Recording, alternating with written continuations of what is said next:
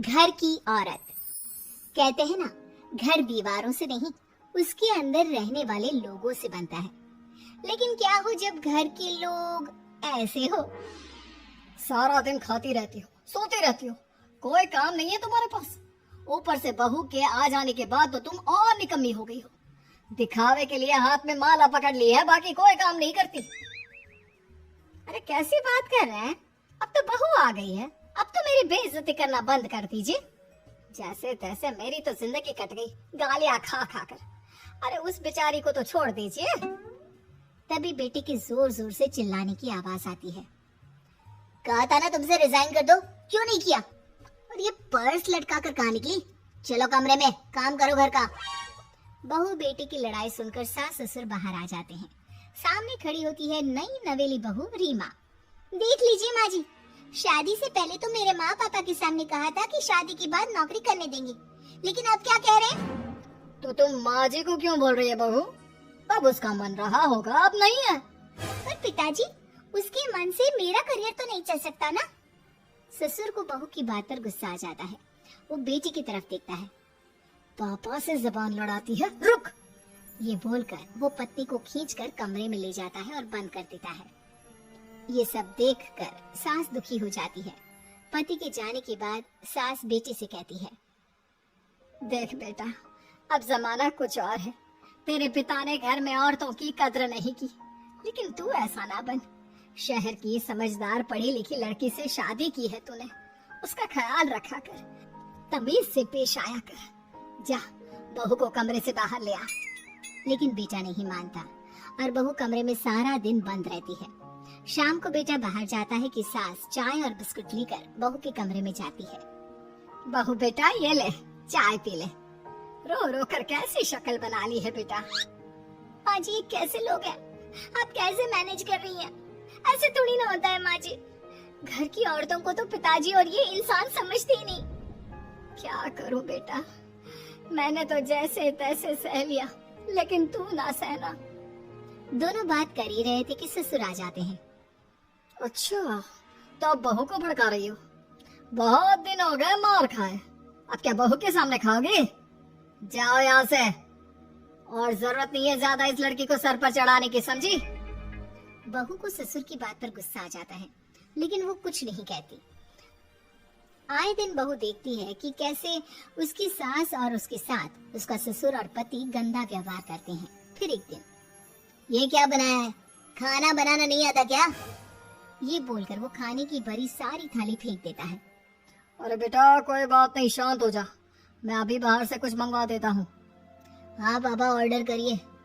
ऐसे खाने से तो पेट भरने से रहा। वैसे खाना तुमको बनाना आता नहीं और बाहर जाकर नौकरी करना चाहती हो। अरे तुम जैसे को तो पूछते भी नहीं है बाहर। बहू को पति की बात पर गुस्सा आता है, तभी सास बोल पड़ती है।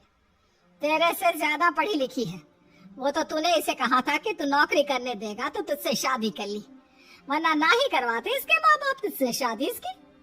और कमाती भी ये तेरे जितना ही है बेटा। बहू हैरान रह जाती है कि जो सास खुद के लिए एक बार भी खड़ी नहीं हुई, वो उसके लिए बेटे को भी भला बुरा सुना रही है। उसकी नजर में सास की इज्जत और बढ़ जाती है। वो सास को देखकर ये सब सोच ही रही थी कि उसके कान में एक जोर से चांटी की आवाज आती है। किसको मार पड़ी?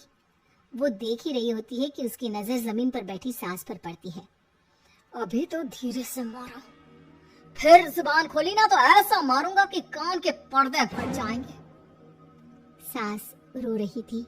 बेटा और पति वहां से चले जाते हैं। पिताजी अच्छा किया माँ को जोर का चांटा लगाकर। आगे से जबान खोलने से पहले 4 बार सोचेंगी।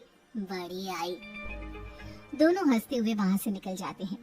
बहू सास को उठाती है और पानी देती है। मैंने ये दिन रोज देखे हैं बहू, लेकिन तू नहीं सहना। तू अपना जीवन अपने अनुसार जीना। शादी के वक्त मैंने तेरी माँ से बात करने की कोशिश की थी, उन्हें बताया था, लेकिन वो नहीं मानी। बहू सास को पकड़कर रोने लगती है। वो इसलिए नहीं मानी क्योंकि वो मेरी सगी माँ नहीं है। माँ जी, जिस तरह से आप मेरे लिए खड़ी हुई है ना, मेरी माँ भी नहीं हुई। बेटा मैं तेरा भला चाहती हूँ, तू नौकरी इस घर में रहकर तो नहीं कर पाएगी, एक काम कर, इस घर से चली जा, पैसे कमा और खुश रह। माँ जी, हो सकता है कल तक मैं आपके इस फैसले को मान जाती, लेकिन आज नहीं। माँ जी, आप यहाँ इस नर्क को झेले और मैं आपको छोड़कर चली जाऊं? नहीं, कभी नहीं। अगले रोज, सुनिए, वो क्या है ना, मुझे कुछ कपड़े और गहनों की जरूरत है, तो जरा पैसे दीजिए ना। अब आप घर के मर्द हो तो पैसे तो आपसे ही मांगूंगी ना, बुरा तो नहीं लग रहा ना आपको? नहीं नहीं, बुरा क्यों लगेगा, ये लो कार्ड, कर लेना शॉपिंग। अगले रोज, बिजली का बिल आया है 10,000 का, भर दीजिएगा। इतना बिल कैसे आ गया? बेटा वो क्या है ना, सारा दिन बहू घर में रहती है तो कमरे में एसी और टीवी चलता रहता है। अब कम से कम बाहर जाए तो 4 पैसे कमा कर लाए, लेकिन हम लोगों को थोड़ी ना औरत की कमाई खानी है, वो तो मर्द ही करता है ना। पति पर्स दिखता है और फिर हाँ माँ, ठीक बोल रही हो। खैर चलता हूँ, ऑफिस का वक्त हो गया है। पति ऑफिस से पिता को फोन करता है। पापा, घर के खर्चे तो बढ़ते ही जा रहे हैं, ऊपर से महंगाई आप देख रहे हैं। मैं सोच रहा हूँ क्यों ना मीना को नौकरी के लिए हाँ कर दूं, 4 पैसे ही लाएगी ना घर में। वो तो तू ठीक बोल रहा है, लेकिन ये औरत की जात, कल को 4 पैसे कमाने लगे तो ये नहीं कि सर पर चढ़कर नाचे। हाँ पिताजी, बात तो सही है, वो तो आप है जो माँ को मुट्ठी में रखा है, वरना मेरी वाली तो। खैर, सोचते हैं इस बारे में। शाम को पूरा परिवार साथ बैठा होता है। वो कल पनीर की सब्जी बनानी है तो थोड़े पैसे देकर जाना। और हाँ, कीर्तन भी रखा है संडे को, उसके लिए सामान की लिस्ट बना दी है, ले आना। पापा को दे दो, वो ले आएंगे। अरे पापा कहाँ से ले आएंगे, मेरे पास नहीं है पैसे वैसे। लो, पैसे ही नहीं है? मेरे पापा की जेब तो हमेशा नोटों से भरी रहती है। बेटा, लक्ष्मी को जो पूजता है ना, उसके पास लक्ष्मी रहती है। जो घर की औरतों को मारे पीटे, वो भला कैसे लक्ष्मी का लाभ ले सकता है? वाह वाह, क्या बात है, तो जबान खुल रही है तुम्हारी। लगता है भूल गई पुरानी मार और डांट, क्या? हाँ माँ जी, शांत हो जाइए, मैं नहीं देख सकती आपको मार खाता, और फिर हो सकता है कि मैं आपको बचाने आऊँ तो ये भी मुझे मारे। ठीक है बहू, मैं कुछ नहीं कहती, तू ये लिस्ट बस दे दे, मैं चलिए आराम करने। फिर अगले रोज, सुनिए जी, वो मायके जाना है, वो क्या है ना, शादी के बाद से गई नहीं, तो ट्रेन की टिकट बुक करवा देना। तो मैं भी तो साथ जाऊंगा ना तुम्हारे। तो ठीक है, फिर फ्लाइट की ही टिकट करवा दीजिए। वो क्या है ना, अच्छा थोड़ी ना लगता है, आप पहली बार मेरे साथ जा रहे हो और हम ट्रेन से चले, ठीक है ना? पति ऑफिस जाता है, जहाँ उसका दोस्त कहता है, अरे क्या हो गया यार, परेशान सा दिख रहा है, तेरी तो नई नई शादी हुई है, भाभी परेशान कर रही है क्या? अरे नहीं यार, तू तो जानता है थोड़ी सी कमाई में घर चलाना मुश्किल हो रहा है, तू कैसे मैनेज करता है यार? कैसे क्या यार, तू जानता है ना मेरी बीवी रिया को, वो टीचर है, फिर घर में ट्यूशन करती है, साथ में बच्चे भी पढ़ लेते हैं। यार, घर नाम की गाड़ी दोनों पहियों के साथ चलने से ही चलती है, वो भी कमाती है और मैं भी, और चल रहा है घर बस। पति को दोस्त की बात समझ में आती है, लेकिन पिता का ज्ञान कैसे भूल सकता था? वही कल को सर पर चढ़कर नाचने लगी तो। शाम को घर आता है, जहाँ उसकी बुआ और उसका बेटा बैठे होते हैं। अरे आ गया लल्ला, कैसा थका थका सा लग रहा है, सब ठीक है ना? नमस्ते बुआ, कैसे आना हुआ?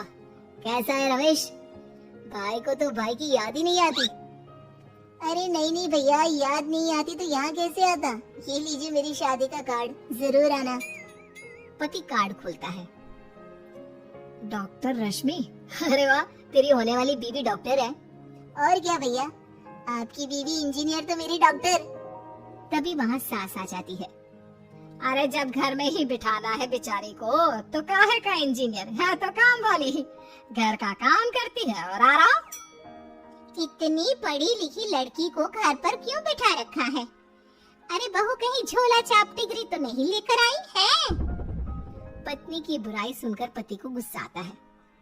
नहीं बुआ, यूनिवर्सिटी टॉपर है मेरी मीना, और हाँ बड़ी कंपनी में काम भी करती है, बस शादी के बाद कुछ महीनों की छुट्टी ली थी, अगले हफ्ते से ऑफिस शुरू हो जाएगा। क्यों मीना?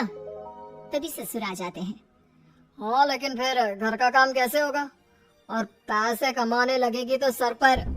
पिता की बात पूरी नहीं हुई कि बेटा, सर पर चढ़ने का हक है उसका पापा। पत्नी है वो मेरी, यानी मेरे घर की रानी, और रानियां तो सर का ताज होती है। क्यों मीना? मीना पति की बात सुनकर शर्मा जाती है। वाह बेटा, तू सही समय में समझ गया कि औरतों की इज्जत करने वाले घर में शांति और लक्ष्मी का वास होता है।